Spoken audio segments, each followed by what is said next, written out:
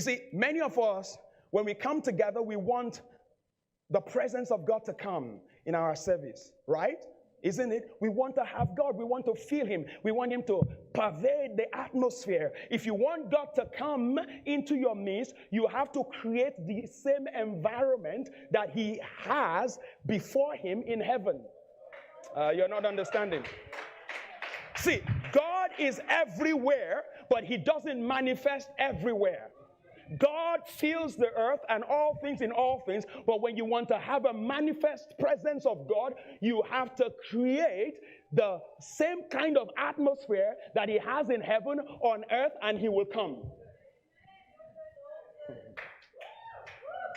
You see, there are meetings you go to, now I'm talking spirit and truth, and you can tangibly feel that the power of God is moving, and it's a church service. And then you go to some other churches, it is dead. The difference is they created an atmosphere for the presence of God to come.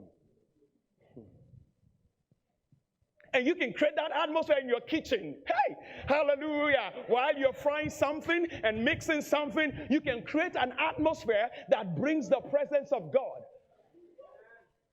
So you don't need to be in a church service. I'll give you some of the ingredients that you need to create an atmosphere that God can come into. That's why we sing.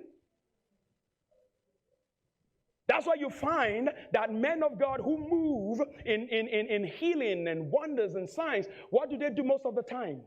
They create an atmosphere of miracle through worship, through singing. Why? Because in the immediate presence of God in heaven, it is the same kind of atmosphere. So when He sees it in another place, He shows up.